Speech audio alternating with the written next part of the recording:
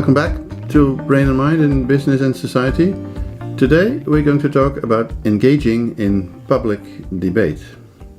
Now, in the introduction, I already mentioned that everybody has opinions and that most people's opinions are listened to, particularly when you are, say, an economist, a lawyer, a politician, some artist, some actor, some religious leader. Newspapers, television programs, radio, social media, they're filled with the opinions of these kinds of people. My impression is that generally psychologists are largely absent in these kinds of debates. Well, of course, on the other hand, almost anything that's dealt with on these media, of course, has a psychological/neuroscience component, because it's all about human behavior. So, of course, in the essence, psychology and brain science can be applied to every situation where human, or by the way, even animal behavior is involved, or where it has to be changed, or where it has to be understood. Whether it's marketing, economy, law, politics, ethics, any topic on behavioral change, policies, eating, drinking, societal developments. These are all issues about, well, how we think, how we behave. So if there should be, let's say, one professional group who should ventilate their opinions on these issues, it should be psychologists and neuroscientists. And there are so many topics, already also discussed in the introduction, where psychology is relevant, whether it's about that we eat too much or that we're easily manipulated by social media, and this has consequences for democracy, anti-vaccination hysteria, or hysteria about nuclear energy, how very basic psychological issues are disregarded when it comes to, for example, road signs or how we deal with traffic. And of course there are psychologists who take part in the public debate about these kinds of issues. I already mentioned a few examples like Dan Ariely, Malcolm Gladwell. But in general, I find, well, that most psychologists shy away a little bit from engaging in these debates. For one thing, because they always have the feeling that they don't have sufficient knowledge, which is nonsense, of course, because if any group would have knowledge about human behavior, of course, it would be psychologists and neuroscientists. But they always tend to emphasize that human behavior is complex, it's multifactorial, cannot easily be predicted, cannot easily be understood, and that we, in fact, know very little about the brain, not enough to really explain why people do what they do. Well, of course, that may all be true, but nevertheless, I think it's really important that psychologists and neuroscience, so that's you, engage in public debate whenever it's about some topic where human behavior is involved. There are very many different ways of engaging in public debate. Of course, we already mentioned books, but there are other sorts of writings. Last week, of course, you made a column, which is a way of doing that. This week's assignment is about writing an opinion piece for a newspaper, which is, of course, a more serious way of engaging in public debate. But there are very many other media that you can use to achieve that goal. Social media, of course, comes to mind. Facebook, Twitter, Instagram, what have you. YouTube, which is one of the other assignments, where you can do vlogs, but of course you can also write blogs.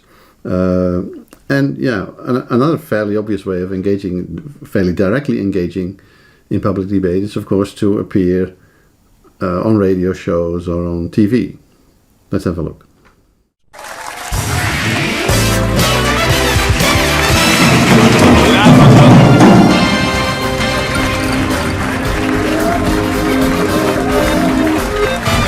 Goedenavond en welkom.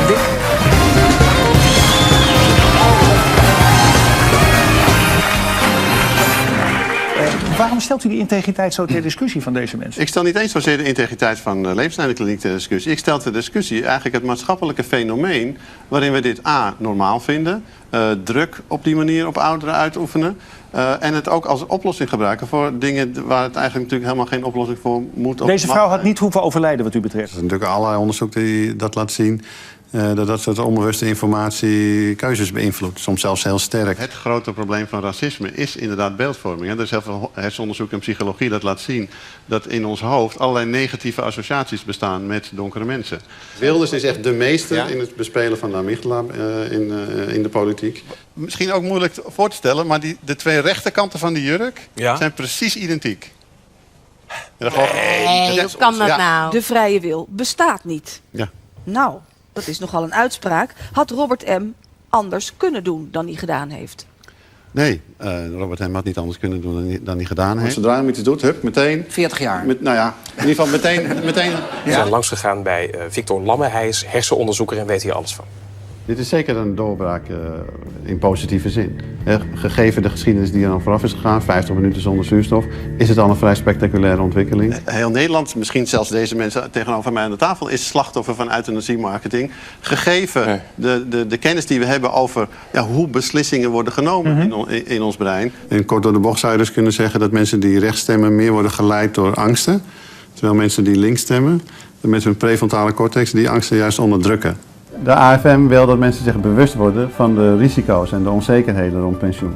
Ze denken dat mensen dan beter voor hun pensioen gaan zorgen.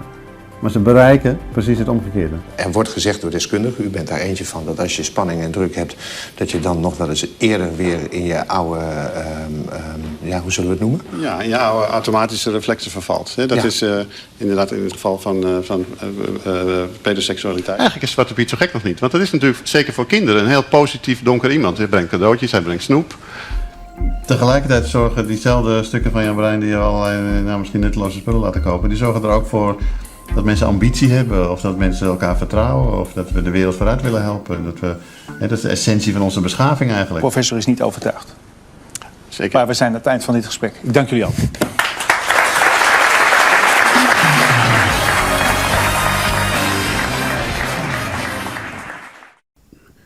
Each of these media, whether it's social media or radio, TV, newspapers, each of these of course have their own laws that you have to adhere to.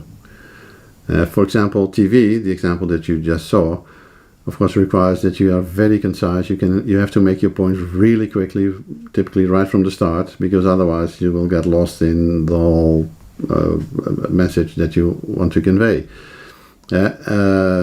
No time for sidelines, no time for real arguments. You have to make a point as quickly as possible. What they also typically like on TV is confrontation between people with opposing views, so that you engage in some sort of debate. And of course you also have to be prepared for that.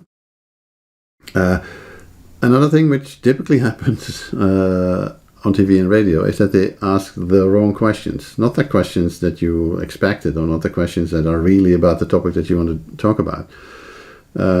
A good way of dealing with that is prepare answers beforehand, and then once you're on radio TV, give those answers more or less regardless of the question, which is what I did here, for example, in a debate on a program that's called De Wereld Draait Door, where we talked about the issue of euthanasia. We'll talk about that later also.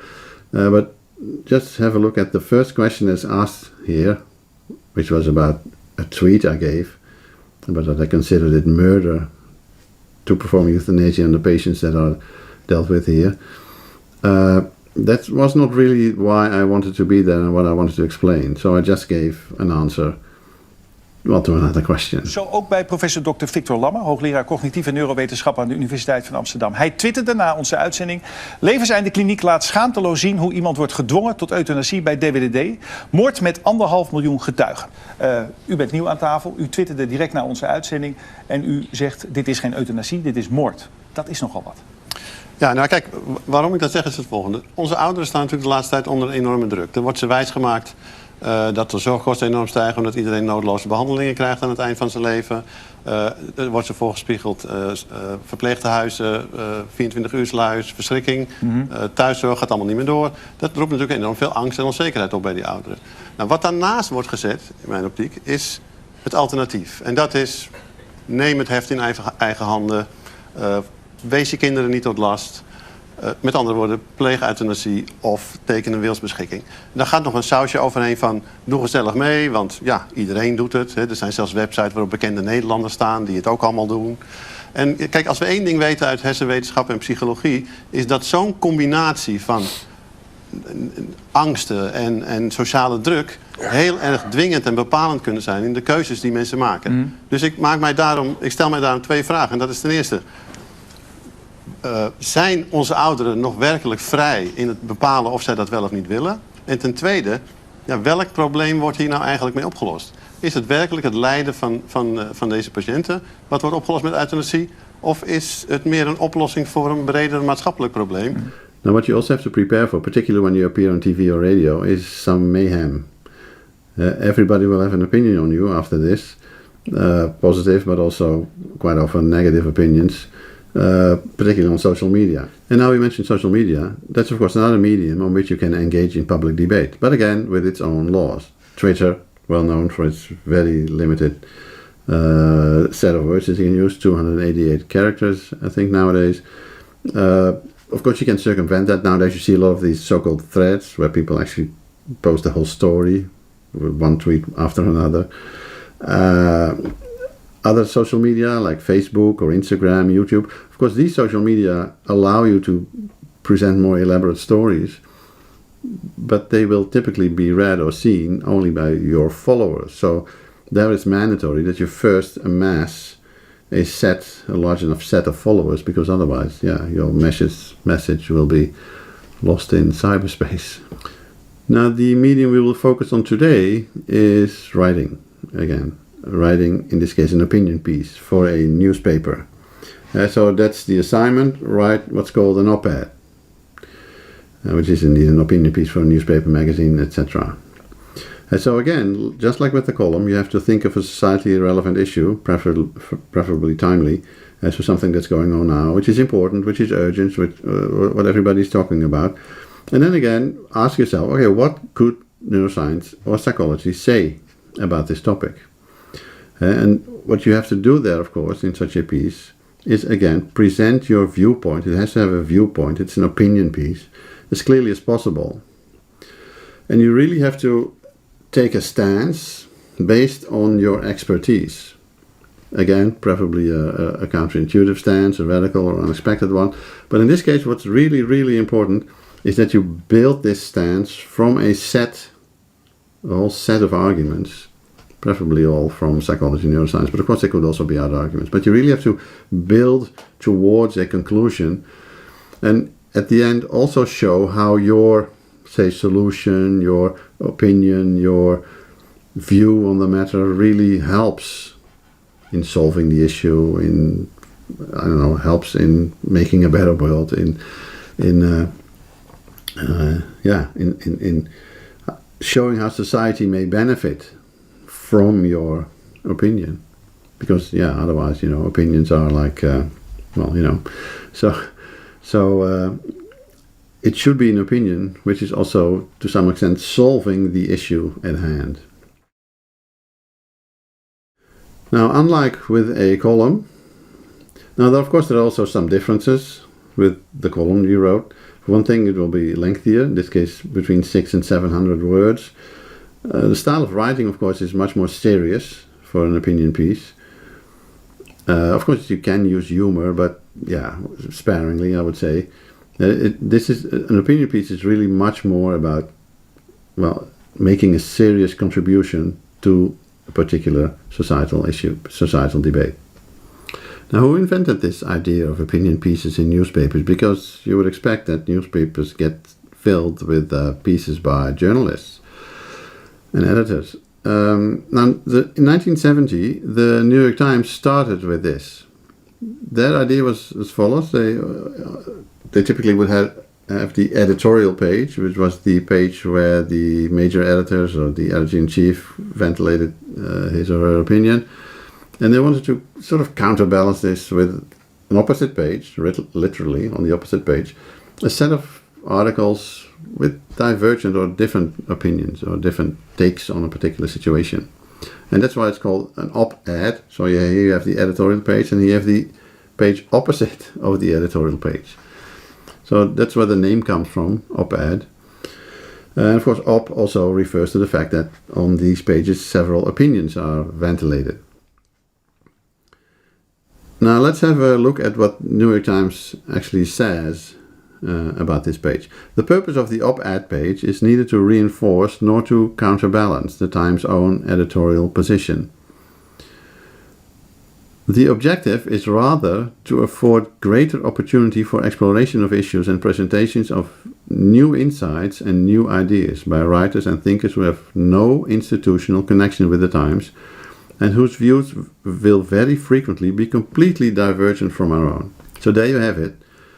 If you write an opinion piece, it doesn't necessarily have to agree with, say, the general message of the newspaper, or maybe even the general, say, political orientation or societal orientation of the newspaper. It can be something which is fairly opposed to that, as long as it's making a real contribution. Actually, that's a very high ambition for a newspaper. They admit that all the opinions that their own journalists and own editors have may not be the ultimate truth.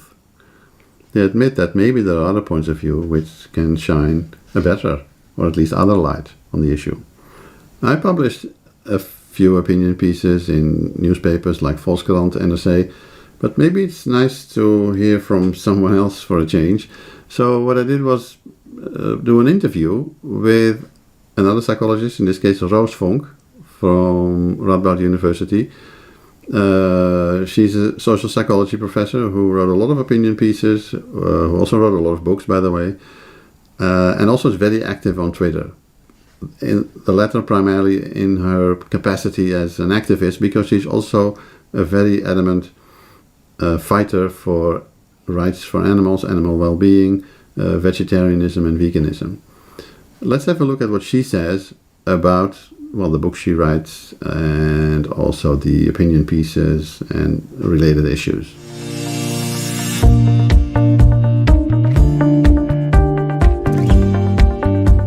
So, welcome, Roos, to this interview. Thank you. This interview will be part of the course Brain and Mind in Business and Society, where we teach students to apply all sorts of knowledge from psychology and or neuroscience to societal issues or maybe business cases. So I particularly appreciate you taking part in this interview, because I think you are an excellent example of someone who indeed applies psychology to all sorts of societal issues, one in particular, which we will discuss later. Can you briefly state what your field of research or your field of psychology is, and to what general kinds of societal issues you apply these?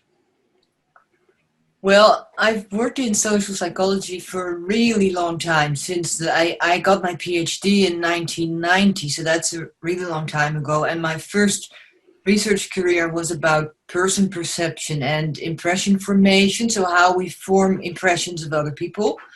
And then about 10 years later, I gradually changed my focus to the self. So how people perceive themselves, how they fool themselves, and to issues of self-esteem and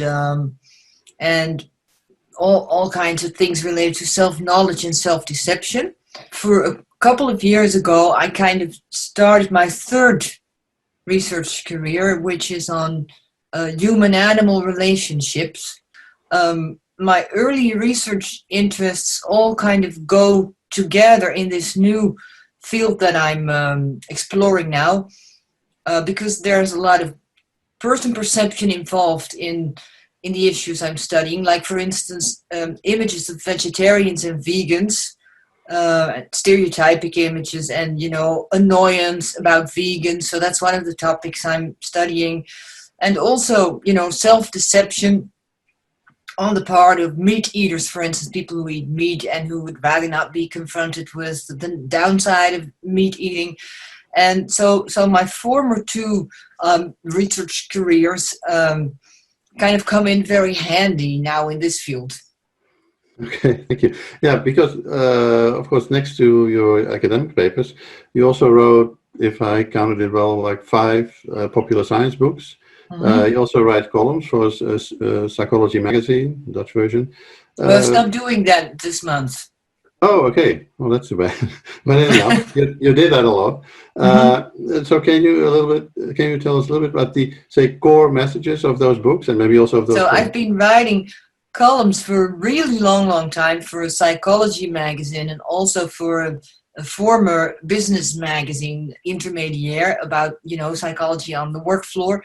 And many of my books are just, collections of my columns. So they don't really have a message. They're just, easy to read, different topics on psychology. And then one of the books with, more coherent message is just, one book about one topic, which I think reflects an important part of what I believe in. It's called Je bent wat je doet, you are what you do, which starts with one of my favorite topics, self-deception, and how we fool ourselves and have a different view on ourselves than other people have, and how we should be judging ourselves by our behavior. And like we do with other people, we judge people by what they do, how they behave, and not their good intentions or their plans or their dreams or, everything they think they will realize later if only they had the time and the opportunity and everything. And so it starts with that. You are what you do, how you behave. And then it's also a kind of, self-help book with exercises, helping people to actually get things done. Because if you want to change, my key message is, if you want to change, you have to change your behavior. You cannot develop by just, looking at yourself and self-reflecting and engaging in thoughts about yourself and writing a diary and, discussing it with other people. You can do all that, but you will never change unless you change your behavior. One of the things we try to teach the students is to write opinion pieces for newspapers. And of course, what they should do there is send in something which is about a timely topic. But of course, they should also present something based on their knowledge as a psychologist. Of course, you also have experience with submitting opinion pieces to newspapers. Can you tell us a little bit about, when these pieces get accepted and when not, and maybe what the right strategy would be to get an opinion piece published by a newspaper, or some tips and tricks you can give them? That's really hard. I've often said that getting an opinion piece accepted in the Volkskrant or NRC is harder than getting into the Journal of Personality and Social Psychology, which has a rejection rate of 95%. So getting an opinion piece published is really, really difficult. It has to be short. So the shorter it is, the better, because you have to realize that these editors of the newspapers, they get piles of letters and opinion pieces every day. So they really accept only a small portion, and they don't work like a scientific journal. They don't look at the quality and what's the contribution. They look at how is it going to look among the other topics that we have on that page, and how timely is it? It has to have a timely hook. They call it a hook. Yeah. So you have to start with something that everybody's talking about that day.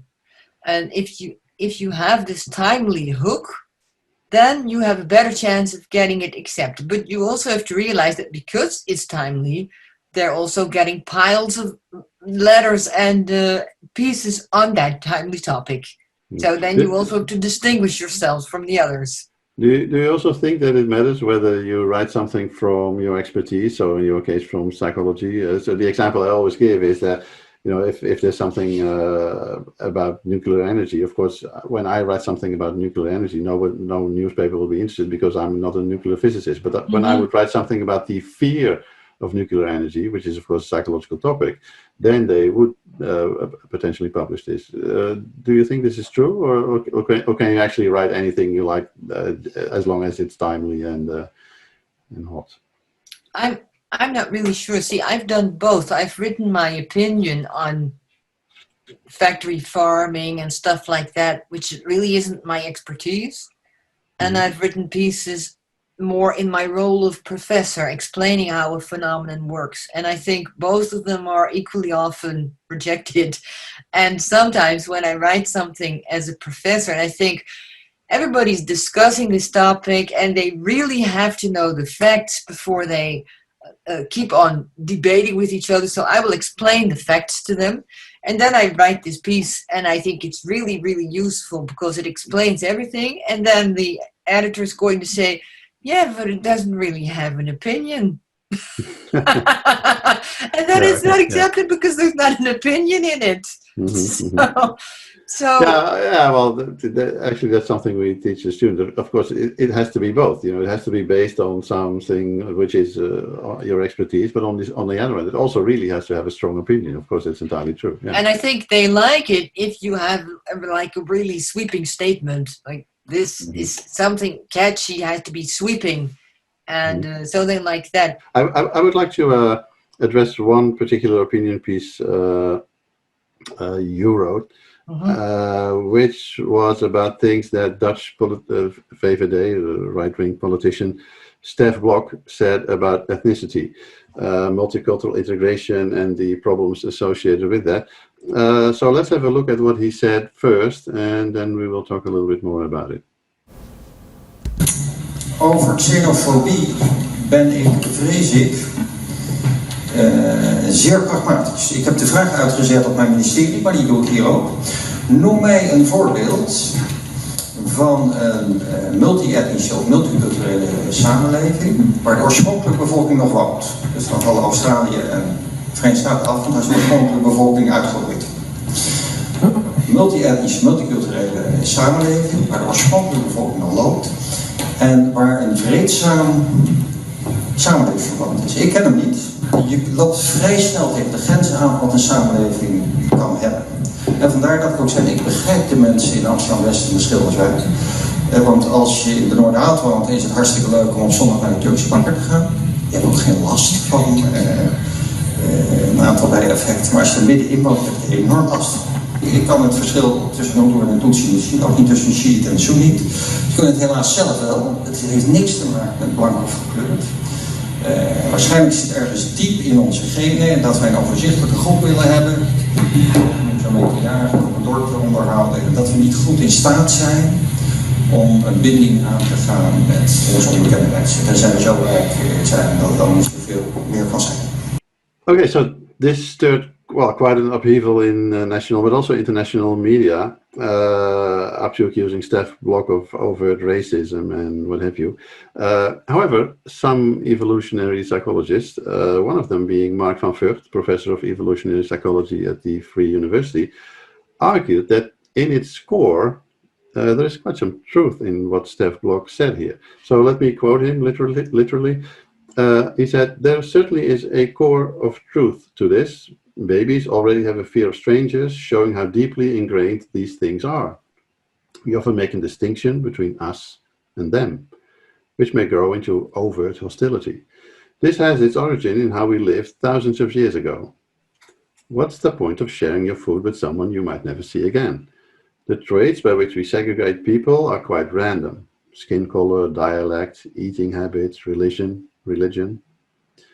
Also, wealth, indeed, is a factor that makes you more tolerant towards strangers. After all, it is the competition for scarce goods that makes us intolerant. And if you already have those, this competition is less prominent in your mind. And then he ended with saying, I think in this case, Blok may actually have read some book on evolutionary psychology. All right, so what he did there was sort of acknowledge that what Stef Blok said in his core was, well, not untrue. But you also wrote an opinion piece on what Blok said. I will give a link in the course. But what I really liked about your stance is that on the one hand, you acknowledge the same point, that what Stef Blok said was true, also from a social psychology point of view. But at the same time, you also elevated the discussion by pointing to another factor, which was a strong argument for why Stef Blok, nevertheless, so even though it was true, he should not have said this. So can you tell us a little bit about these two points you made? Yeah, I think it has to do with the relation between describing and explaining how things work in the mind of people and having norms about what is the right thing to do. And, as a scientist, you tend to stick to describing and explaining. And if you write an opinion piece, I think it's a whole different ballgame because you, as the word says, you give your opinion. So you give an opinion on what is right and wrong. And that, is not really a scientist's job. So that's why I do that in my own time and not when I'm in the role of the professor. But I think it very often happens that people say, by nature, we do this or that, so it's okay. And I don't agree with that. I do agree that by nature, we do tend to categorize people and stereotype people and have negative ideas about members of outgroups. That's what we do, and it's something you can't help. And it's really important to acknowledge that. That's how our brain works.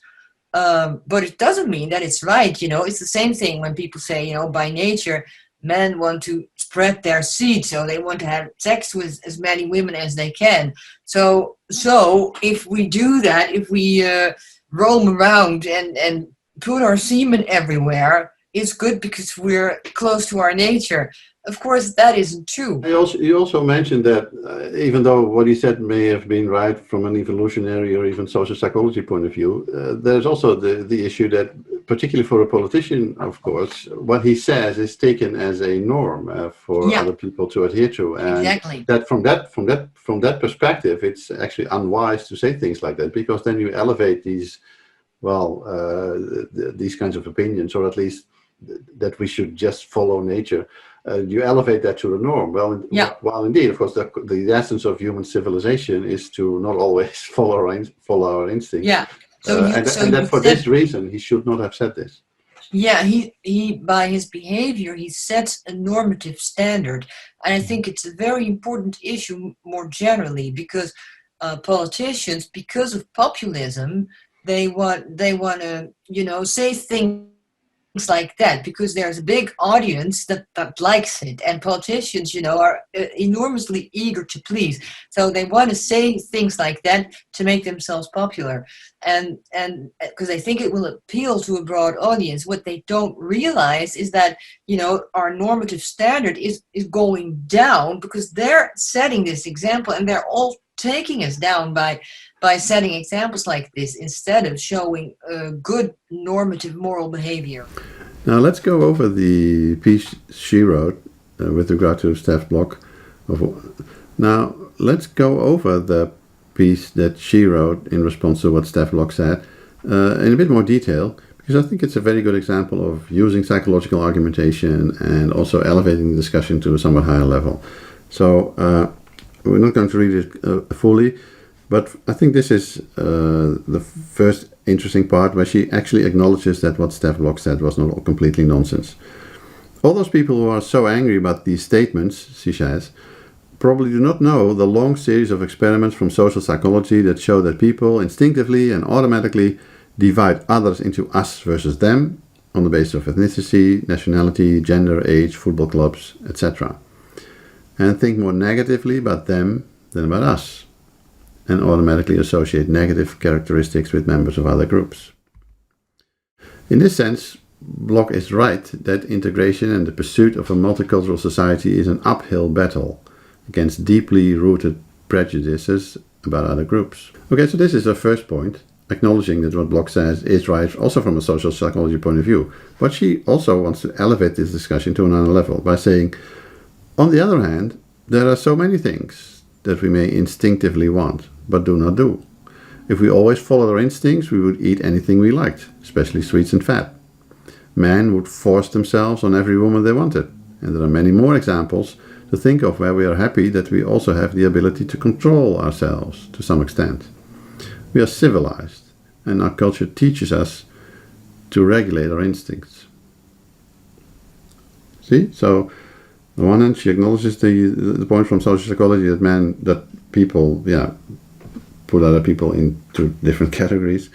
But that nevertheless this innate thing should not take over our behavior. And then she says, that is precisely why Bloch's statements are so harmful. With these kinds of statements, you create a culture in which it is acceptable to give into more rudimentary feelings.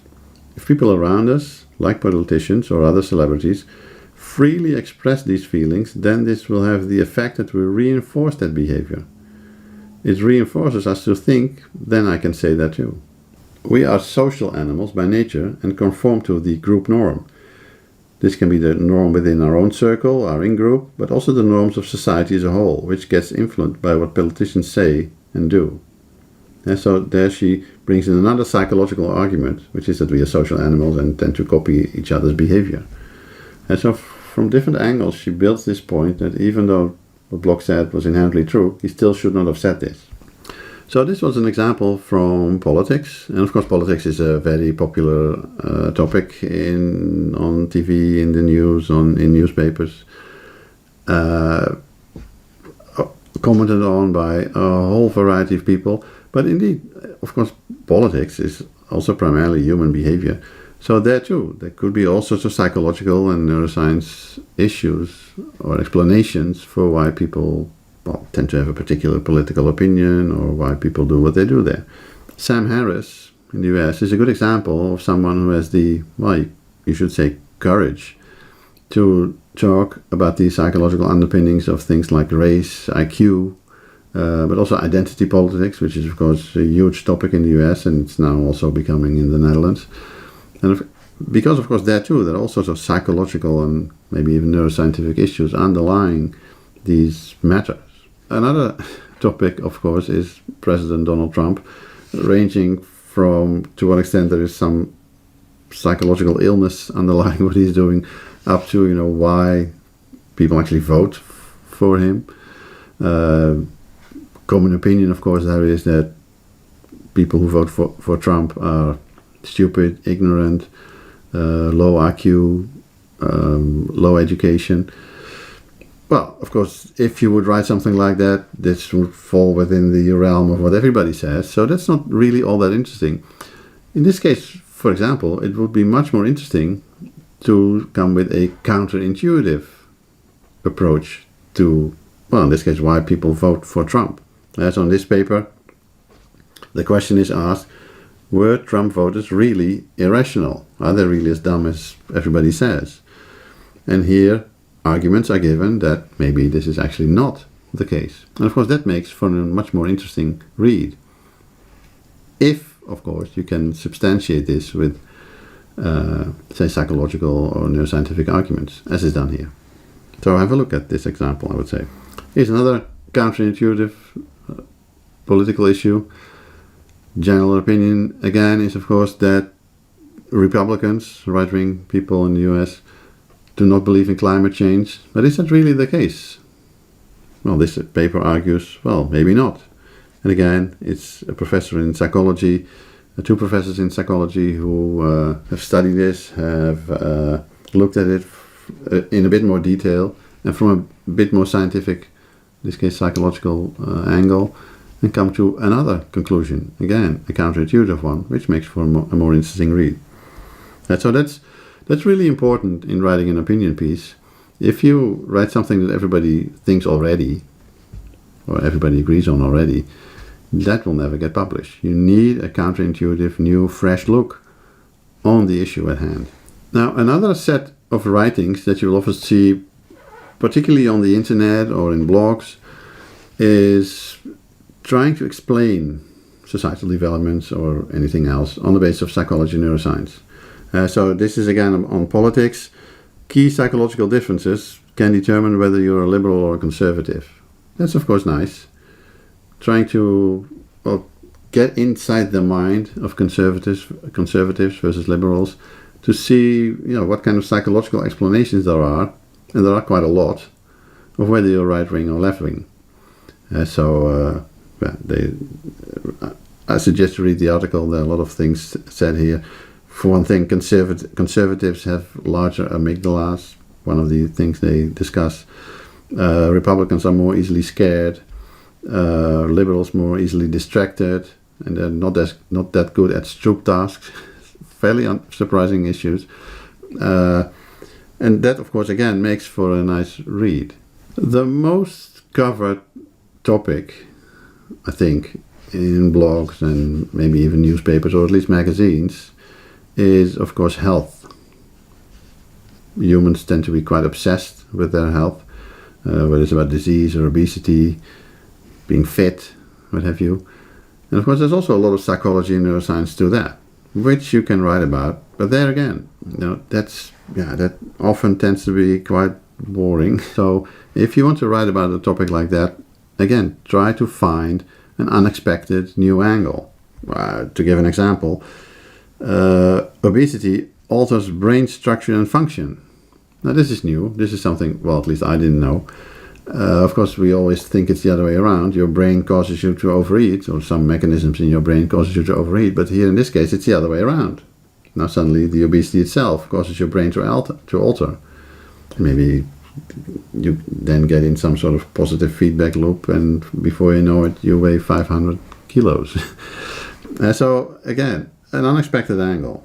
What also helps if you write a piece is some appeal to emotion. If it's very scientific, very dry, very matter of fact, that doesn't make for a nice read either. So yes, make it a bit sensational, not too, of course, because it should still be a serious piece, but some appeal to emotions or fears. So this is an example. This is about neuromarketing. Now, neuromarketing, everybody has sort of heard of this, so that somehow they can influence your brain to buy stuff that maybe you don't want. Look at this title. Food firms could face litigation over neuromarketing to hijack brains. Well, that sounds quite spectacular, of course. And this is the feel that some people, or maybe many people, will have about neuromarketing. That is indeed may hijack your brain. So what they try here is to see to what extent that's really true, and to what extent neuromarketing really makes a difference there. But the emotion is used to arouse interest in the topic and to make an otherwise valid, scientifically substantiated point. But nevertheless, use the emotion to get people interested. You may think that the type of psychology that's most suited to translate towards societal issue, of course, would be social psychology. And well, to some extent it is. But of course, there's all sorts of other kinds of psychology that are also relevant to many societal issues. One example, I think, is what Stefan van der Stigchel does. He's a researcher of attention and perception, fairly basic psychological functions. But nevertheless, he applies this to a set of societal issues, has written books on it, also written opinion pieces on it. I also interviewed Stefan, so let's have a look at what he says about how he applies his knowledge to societal issues.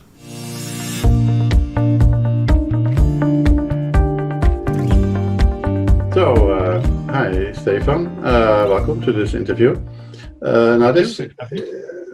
Thank you. This interview is part of our course Brain and Mind in Business and Society, where we teach students to apply psychology and neuroscience to all sorts of societal issues or business cases. So I particularly appreciate that you are willing to give this interview, because I think you are an excellent example of someone who applies psychology to a range of societal issues. Can you briefly state your field of psychology and the societal issues that you apply this to? Yes, so I study visual attention, and my main method that I use is eye movements in the lab. So I study how do we perceive the world, and what type of information do we actually extract from the world. And I do quite fundamental research, actually. And a couple of years ago, I decided that I like telling stories. So I thought that it might be useful, and I thought it was a very interesting endeavor also for myself, is to try to translate the findings from the fundamental research to a more applied to the general audience, and to convince them that what we do in the lab is actually really interesting and actually helpful and can be applied in many settings. So that's when I started to write popular science books. and I've now written 3 popular science books. Actually, 2. One of them is more like one of these 3 is actually more like a summary of the earlier 2. And also starting to give lectures to general audience, and also started to write opinion pieces in newspapers. And it's interesting dichotomy because I don't do that type of research, but so I talk about open office space, about traffic situations. But what I do, I try to translate things we know from the lab to the actual world, and I think that can be done. Okay, yeah, thank you. You mentioned your books. If I'm well, there are 3 now. Could you summarize these core messages in those books?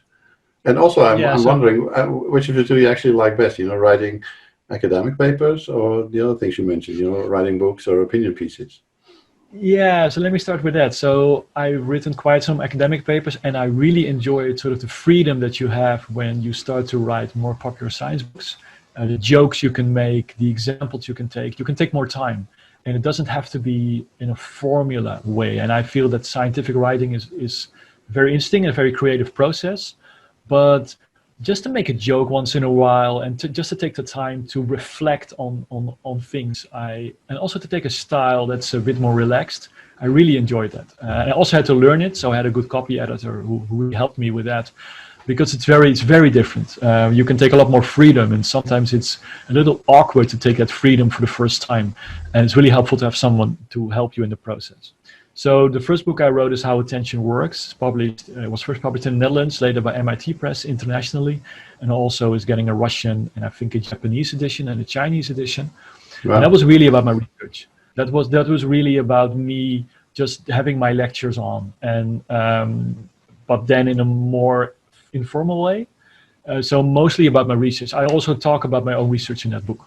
So in terms of what I liked writing, I really like that one the most, simply because it's the one that interests me the most. So I was expecting to write one book simply about attention, about visual attention. What do we extract from the world around us? What captures our attention? And how is attention actually very helpful in interacting with the world? Well, when I did that and I gave lectures, I got questions about concentration, sustained attention, about task switching, about multitasking, about how do I become a better concentrator. And that wasn't in the first book, so I thought people were actually a little bit sort of, they thought my lecture was interesting, but then they wanted to know more about the other stuff, and that was not in the book. The first book was about visual attention and about the spotlight of attention. And it was not about concentration or sustained attention or meditation or whatever. But then when I got all these questions, I started realizing, that's what you want to hear. That's something that's really interesting for the general public. And also I started to read those books because I thought, okay, what's out there? Like, what do I need to know about these topics? And I actually found that a lot of those books are not very good. So I thought, okay, I can do this a lot better about what I know about working memory and working memory capacity and concentration span. So that's why I wrote the second book, to be able to give the audience information about concentration that I think was more based on science than the other books that were around. Okay, thank you. Well, you mentioned a few societal issues already. Your topic being perception and attention primarily. Can you elaborate a bit on the topics that, well, you feel the science of perception and attention should be applied, or maybe where it has not been applied, but it actually should be applied, or where it has been applied very badly, or maybe examples of where the science has been applied in a good way? So so I had quite an influence in the whole debate about using smartphones in traffic. Simply because we could also illustrate what happens if you watch your smartphone during traffic, and what then happens if you do this on your bike. So we did a lot of live eye tracking also for some television programs, but also for the ministry actually, because they were interested in looking at this type of data, like what happens when you watch your smartphone on your bike and also on a car. And I think especially during the times when the number of traffic accidents were rising again, and I wrote an opinion piece about that this should really be stopped, looking at your smartphone. It should actually be forbidden also in a car as much as possible. And I think that was quite effective way of using the knowledge that we have. I think the same thing holds when we talk about open office spaces before the Corona time.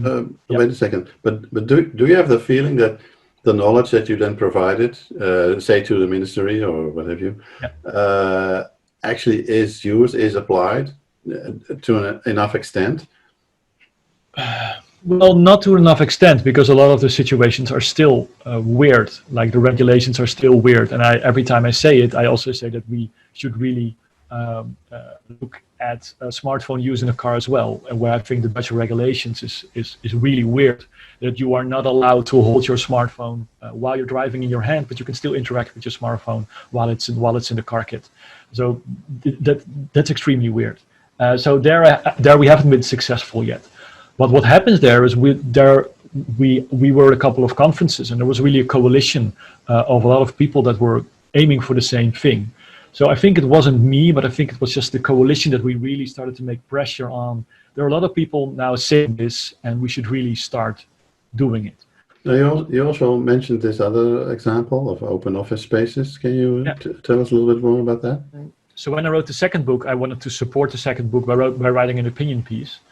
So that was about concentration and efficient management, efficient time management, and those things. Like how do you focus while you're working? And I was very intrigued by the idea of open office spaces and why we still have them. And every time I gave lectures about concentration and attention, a lot of people were complaining about open office spaces. And I start looking into the literature, and indeed, there's a lot of literature actually to back up that open office spaces are extremely inefficient and are very disruptive for work. So I wrote an opinion piece saying that we should get rid of these open office spaces as soon as possible. And it really exploded. It was shared at all different networks. A lot of people were talking about it. I got invited for interviews saying, hey, this is something that we really know, but can you explain the science behind it, and why are open office spaces a bad idea?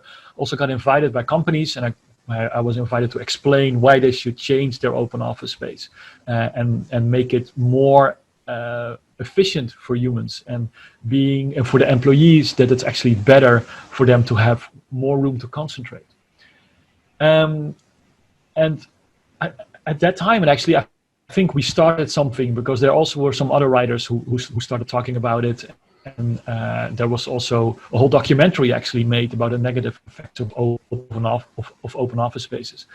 And I even got invited by the Dutch unions who actually had to have to worker circumstances as good as possible.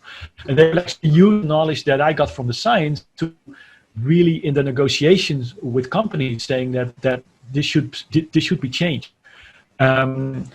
And of course, Corona changed everything, and now no longer people are working in open office spaces. But shortly before that, a lot of companies were actually changing that, and I think it was partly because of the moment created there. Okay, can you say a little bit what exactly is wrong with open office spaces, and how your knowledge of, say, attention and concentration contributed to, well, this condemnation, you might say, of open office spaces? So we know that people are distracted really easily, and this is something that happens automatically. It's like people cannot do both things at the same time. That takes working memory. So we know that when you're listening to a conversation of your colleague that's on the phone, that you can focus on your task. And of course, the individual differences. Some people are better at being able to ignore that information than others, but there are a lot of people who can actually not concentrate at all in an open office space, simply because they are distracted all the time. Literature as well. We know from observational studies that it takes really long time for people to get to their original job once they are distracted. This could take up to 15 to 20 minutes. Of course, these are means, these are not individual. So some people are really good at this, some people are really bad. But on average, everyone's distracted. And we know also from the literature that people who work in open office spaces, they're more and longer sick compared to people who don't work in open office spaces. And of course, this is correlational. We do not know whether this is really due to the open office spaces, but if you people who work in open office spaces, they complain a lot And some people actually say that they don't want to work at companies whose office spaces. So Okay. it's not that complicated, but it's for people. I think what I contributed is explaining how this works in the brain. If you explain how working memory, that is fragile, that it's very easy to lose your task in working memory once you're doing it, and once you're distracted, that it takes time to get to pick up the original task again, then I think it clicks and people understand that this is something that I think a lot of people actually hold, because it's simply one of the principles of the brain. Now, you mentioned that you wrote a few quite successful opinion pieces, and of course, one of the goals of this course is to teach students to do that. So, what I would like to ask you is to elaborate a bit on the techniques, say, that you use. So, how do you find the middle ground between, well, sticking to the science, and on the other hand, popularizing the science? What I always find is that many psychologists always emphasize the complexity of human behavior, and maybe that it's multifactorial and difficult to predict or influence. And of course, if you start with a story like that in general media, they will not broadcast you, they will not publish you. So can you say a little bit about how you find that middle ground and the other techniques that you use to write a successful opinion piece? So successful opinions should, if possible, at least be related to something that's happening right at that particular moment. So with the open office spaces, there was actually research being presented that a lot of people that are on mental issues on work, in the workspace, and I think it just came out the week before. So I thought, okay, this is my little hook to pick it up and to start writing. The same thing holds for the opinion piece about traffic and smartphones, that was just released, that the number of accidents were rising again. So you should find something that is really happening at that particular moment in time. Else it will become very difficult, because there's something else happening that's happening at that particular moment in time. Then of course they'll take that opinion piece. And then the second point is that you shouldn't worry too much about making bold claims, because it's an opinion piece.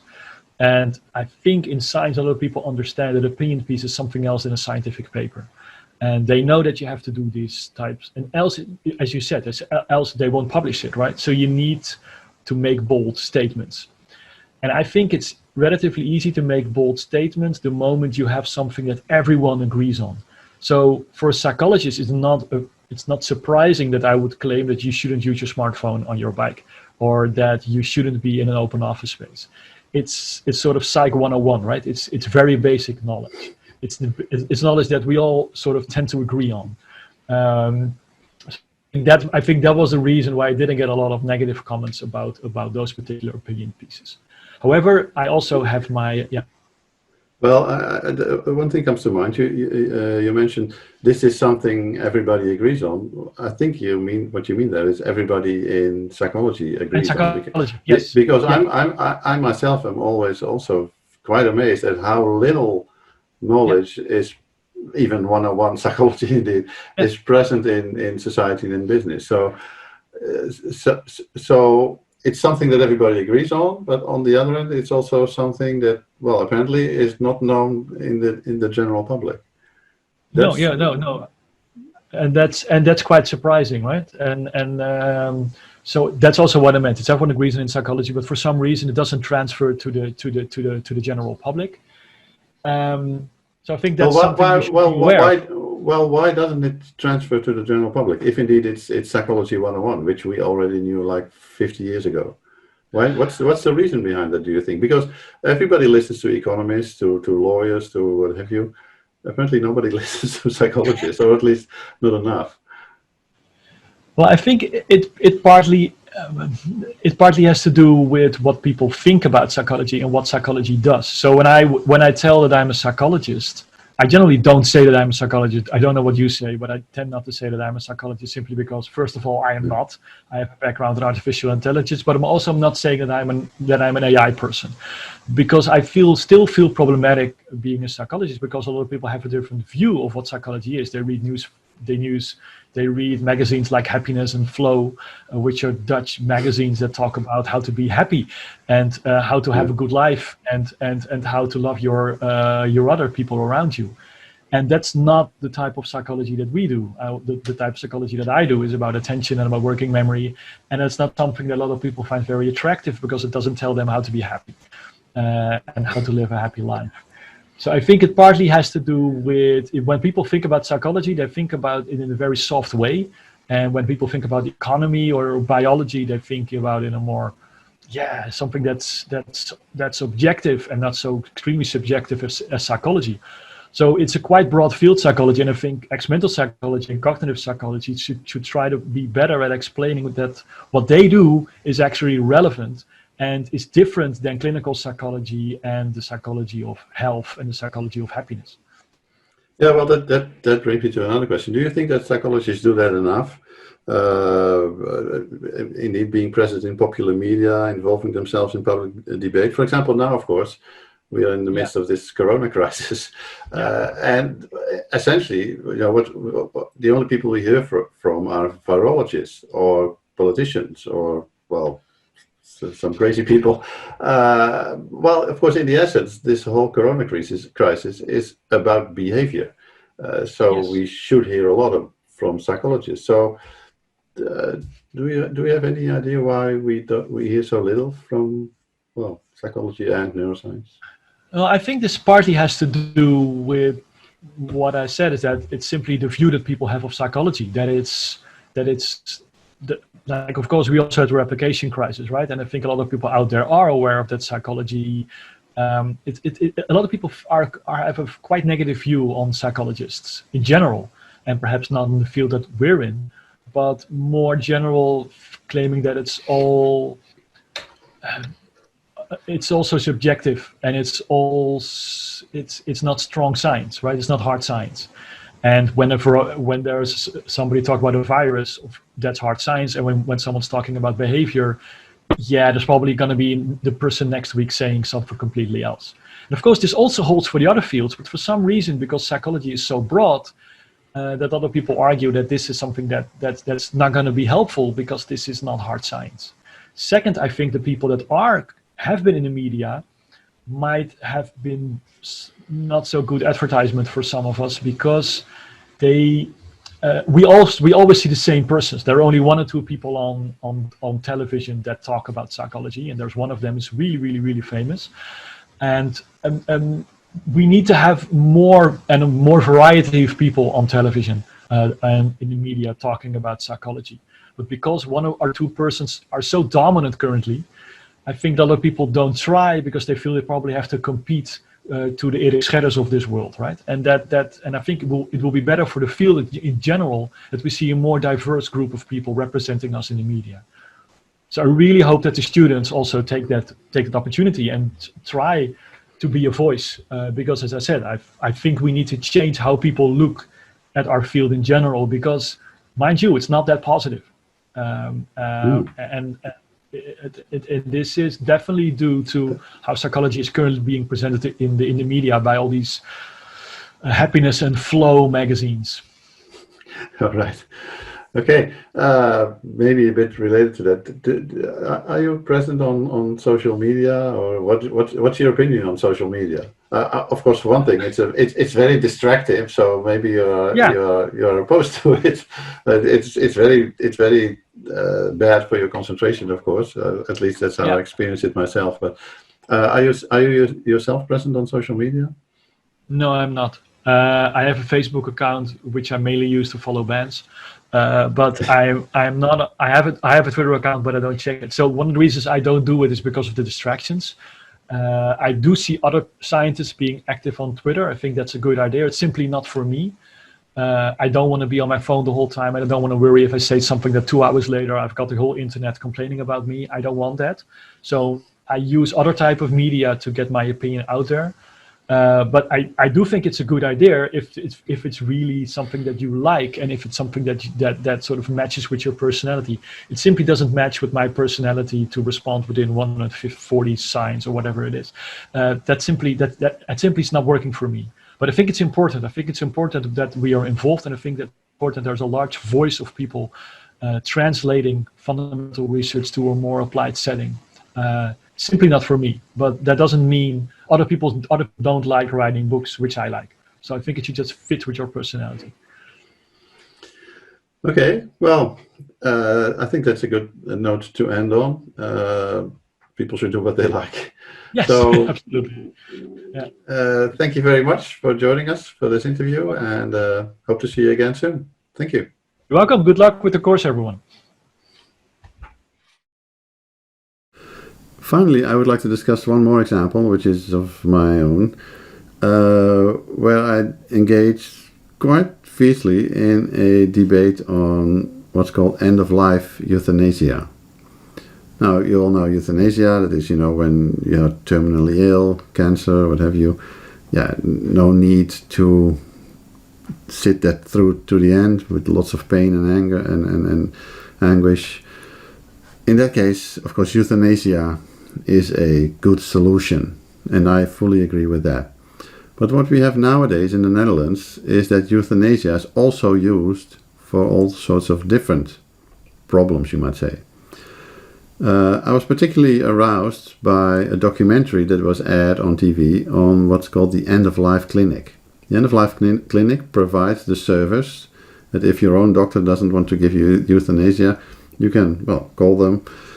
And of course they talk to you and they really want to know whether you really are convinced and really need the euthanasia, but then they perform the euthanasia for you. So in the documentary on the end-of-life clinic, we see 3 examples of people who have done that. We see a psychiatric patient with very, very severe obsessive behavior who cannot see any other solution than to end his life. Second example is a woman who, is not really terminally ill or something, but she has difficulty walking. There are other minor issues in her health, but of course combined they are quite a set, and because of that she no longer has the desire to live. So she too is allowed to have euthanasia performed on her. The third example, and I think this is the example that stirred the most emotions and upheaval, is of a woman who suffers from semantic dementia. And this is clearly visible in the documentary. You can see that she has a very limited vocabulary. She cannot say anything else than huppakee, which is something to the extent of, let's get on with it. And this is the only thing that she can say. But even so, she still is capable of even driving. She enjoys being at a skating tournament, where she also enjoys the band that plays some music. And so you see scenes like that, where she seems to have a normal life, also enjoying this life. But nevertheless, she has a very, very, very strong will to end this life. And her husband also agrees with this. So in the end, indeed, euthanasia is performed on her. Now, these 3 examples, to me, really gave the impression that in the Netherlands, euthanasia is getting on a slippery slope. Because we now start to apply euthanasia to cases where there is no unbearable suffering.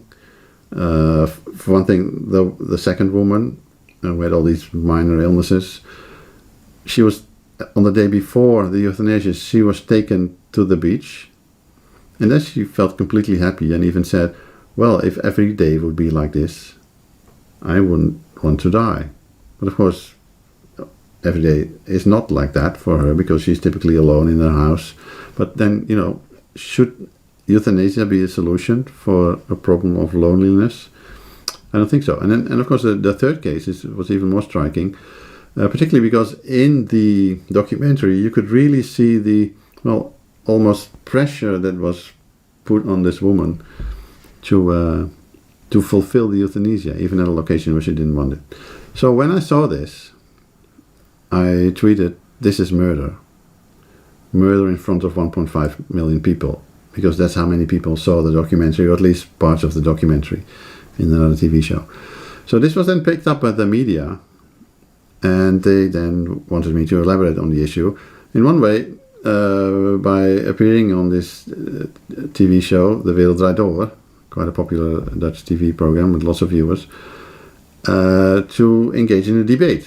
with 2 doctors of the end-of-life clinic, which I did. You can see the whole part of the TV program on YouTube. I will give a link on Canvas. It's in Dutch. But what I also did was write a few opinion pieces on this, because of course there you can more easily express your own positions and your own arguments for saying that, yeah, this is really getting euthanasia on a slippery slope. So let me explain what my issues were and why I was thinking that in the Netherlands this practice of euthanasia is indeed moving on a slippery slope.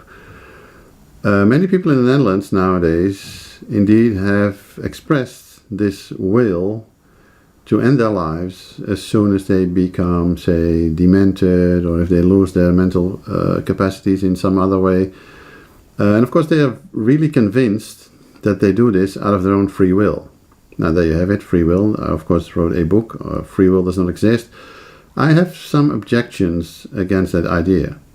In politics, but of course also these organizations that argue for that we should be allowed to take our own lives whenever we feel like it. There are even movements that argue that everybody should have a pill that he or she can take whenever things are not going that well. That's public opinion. 80% of the Dutch population is in favor of such a pill. And everybody's convinced, of course, that this is indeed their own free will. Now, of course, from psychology and neuroscience, we know that the decisions that people take and the intentions that people have are fairly easily manipulated in all sorts of ways. All sorts of external factors can fairly easily change the way people think, the way people act. Countless examples, of course, marketing, what have you. In this case in particular, there are a few fairly strong external factors that, well, you could simply say put psychological pressure, particularly on elderly people. One of the issues is that we almost daily hear that the costs of healthcare are rising and rising and rising up to the point that they become untenable. And that this is particularly due to the healthcare that is spent on elderly people. So politicians come with graphs like these showing that particularly at the end of your life, from 70, 80, 90 onwards, you spend huge amounts of money on healthcare, which is of course, well, you could argue, not all that well spent because you have a limited lifespan at that moment. And indeed there are very many even political parties that argue that maybe we should get a bit more careful in spending this kind of money on elderly people. And of course this, to elderly people, gives the impression, well, apparently my remaining 10 years or my remaining 20 years are not, well, that valuable, apparently. And the related issue is that even doctors think that in the Netherlands there's way too much healthcare consumption. This is not true if you just look at objective figures from the OECD. You will see that in the Netherlands healthcare providing is on average in terms of how many hospital beds we have or how many medicines we supply, stuff like that. That's on average compared to all sorts of other European countries. But nevertheless, there is this opinion that we spend a lot of unnecessary healthcare. Added to that, there are all sorts of, well, to some extent, irrational fears that elderly people have. Everybody is really, really afraid of what will happen to them when they become, say, a bit demented or when they will suffer from Alzheimer. This is an image of terror for most people. Well, from research again, we know that once you are demented or have Alzheimer, well, of course, some people are really unhappy in those stages, but very many other people are, well, just fine. But there are also other things, when you're older and you have to go to a nursery home, we hear stories like that you will then be put in a 24-hour diaper so that you have to pee and shit yourself for 24 hours and then it gets cleaned, if you're lucky. That you will be a burden to your family, that you will suffer from all sorts of pains. There's very many unknowns. Of course, if you get sick, do we get treated? All things surrounding, of course, the diseases of the elderly, chemotherapy, radiation, all sorts of fears, natural fears, but to some extent also irrational fears, of course. make very many people feel afraid of becoming old. Another factor here is what you can call social compliance. It becomes more or less en vogue to not burden your children, to not burden society. You read on this in every newspaper, and you hear a lot of people expressing this, that I should not be a burden to society. And on these websites that are advocating for euthanasia in end-of-life situations, you even see marketing mechanisms being used like celebrity endorsement. Other people, famous people, these are a few examples from the Netherlands, expressing that they too do not want to get old in this way. They don't want to get old when this implies that they have to go to a nursery home. They don't want to get old when this implies that they will be maybe not have all their mental facilities. Then they want to end their lives. And we know, of course, from psychology that once you've seen enough people expressing a particular point of view, expressing a particular behavior, this more or less automatically becomes your social norm. Then you will be inclined to do that too, and it feels a bit awkward and a bit scary to deviate from this norm. So there's these three factors which I think put undue pressure on elderly people to conform to this idea that euthanasia, when your life is sort of ending, or when you maybe have only 10 years left, is a good idea.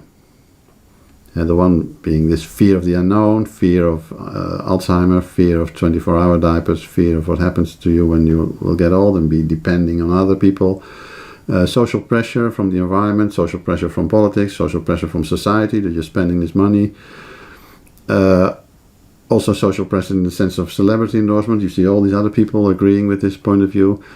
And then there is, of course, this beautiful solution. The solution that you can take matters into your own hands. You can not be a burden to your children. You can be the hero of society, more or less, by ending your life. And I think that really puts undue pressure on elderly people, making the decision to express this will for euthanasia not as free as it seems. So that's what I wanted to write about, and what I also talked about in this TV program. But of course there I had to think about, okay, how can I provide these arguments in sort of an attractive, catchy way, a way which presents an unexpected angle on the whole issue. And then I thought of the following. Of course, these mechanisms that I talked about, fear, social compliance, imitation behavior, but also showing the benefits of stuff, that's what typically happens in marketing.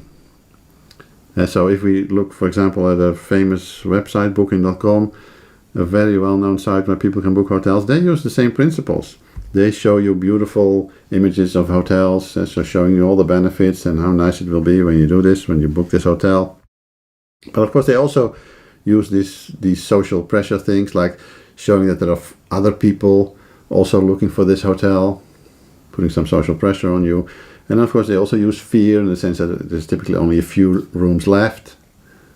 And if you then don't book them, then you will be too late. This is fear of missing out, of course. But more or less, or in the essence, same mechanisms. They use fear, they use social pressure, they show the beauty, the benefits of booking the hotel. So I thought, well, maybe this is an angle for the piece that I then wanted to write, showing that what's happening now in society is something that you could call marketing for euthanasia. Marketing for euthanasia that apparently also works, because indeed there is a huge increase in euthanasia cases. There's an even huger increase in people who have filled out these declarations of will, where they say, whenever something happens to my mental faculties, I want people to commit euthanasia on me. In that respect, you could even argue that this whole campaign is extremely successful, and that these websites that are advocating this end-of-life euthanasia maybe should be awarded with an advertising award. An advertising award as the Effie, which is the advertising award for when your campaign is really proven to be successful. So that's the angle I took for this paper. Of course, still keeping it serious, because this is of course a serious topic. But yeah, with this maybe somewhat unexpected angle, that there is indeed marketing for euthanasia going on now in the Netherlands. And that, yeah, we shouldn't want this.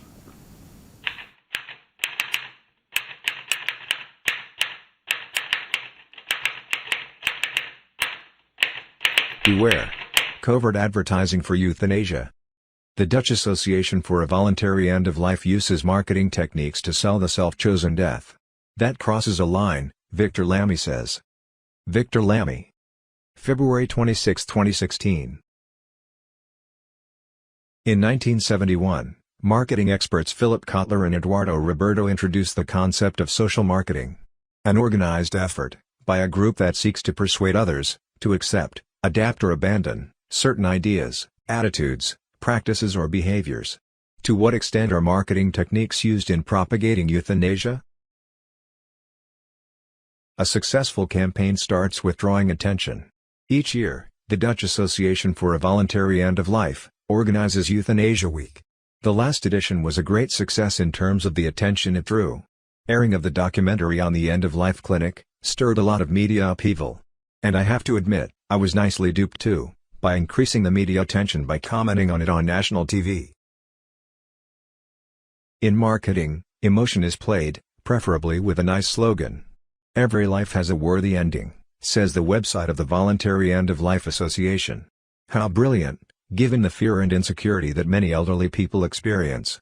Their medical treatments are wasted effort and money. The 24-hour diaper is waiting in the nursing home. All home care has been cut back. How much more beautiful is it then, not to bother the children, and to take control into your own hands? Another common marketing technique is simply showing that other people use the product. Preferably some celebrities. In the documentary on the end-of-life clinic we see 3 people undergoing euthanasia. As if it is the most normal thing imaginable. The Voluntary End of Life website shows famous Dutch people, who have filled out an end-of-life declaration. Pure celebrity endorsement. Do people really opt for euthanasia through this mix of emotions and social pressure? Marketing mechanisms influence our behavior from the purchase of an iPhone to the voting on a political party. If a newspaper publishes that a well-known person has committed suicide, there is often a small epidemic of people who also commit suicide. Behavior is so very contagious that even the most alienated decisions can become normal. A woman in a nursery home emailed me that she had to justify why her euthanasia declaration had not yet been completed. That euthanasia marketing is successful is clearly shown by figures. Where mortality hardly increases, the number of reported euthanasia cases increased by 69% between 2010 and 2014. Also, the number of members of the Association for a Voluntary End of Life rises each year. Between 2008 and 2014, more than 137,000 people filled out an end-of-life declaration. The association should be nominated for an Effie, the Advertising Industry Award for Effectiveness of a Campaign. In general, we protect vulnerable groups against marketing mechanisms. That is why smoking is not allowed on TV, and no alcohol is sold to minors.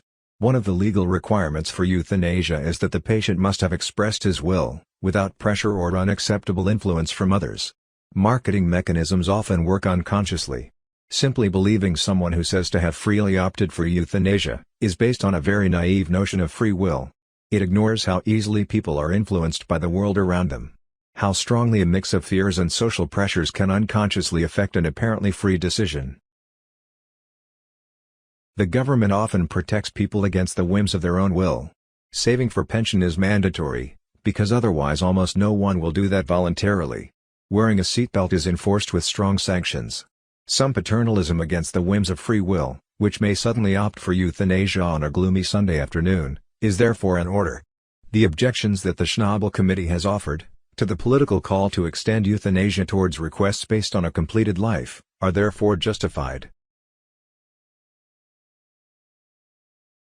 The pharmaceutical industry is prohibited from direct marketing of its products and treatments to the consumer. The end-of-life clinic wants us to see euthanasia as a treatment, and as such is also reimbursed by health insurers. Why is marketing of this product allowed? Should Euthanasia Week not be abolished? And the website of the association closed down? I am not against euthanasia. But considering what brain science and psychology teach us, about how easily human behavior can be influenced by external factors, current euthanasia marketing is moving us on a slippery slope. A personal choice for euthanasia is only really free if it is devoid of influence from euthanasia weeks, films and documentaries on its beauty, and websites full of proponents.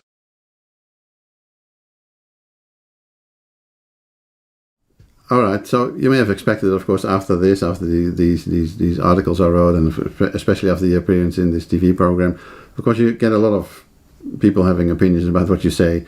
Some very negative, some positive. The positive ones, for example, being a lot of elderly people writing to me that indeed they feel this pressure that I described on TV and in these newspapers. But of course, there are other people who say, well, this professor is completely nuts, and what does he know? Well, okay.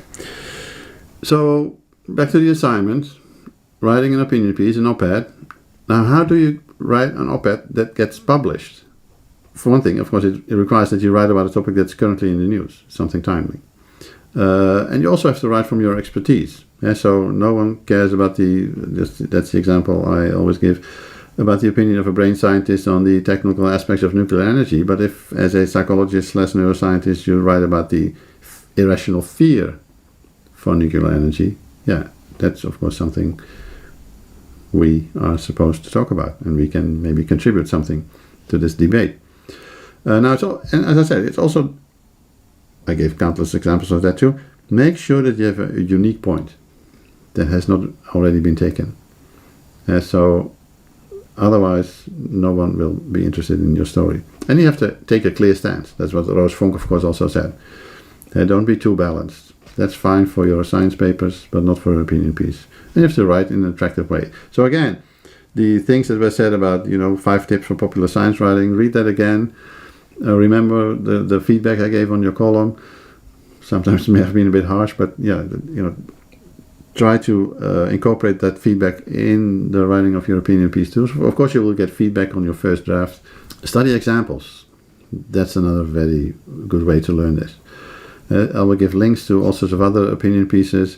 By the way, there's also a piece from the American Psychological Association, How to Write an Op-Ed, where they also give you all sorts of advice and tips.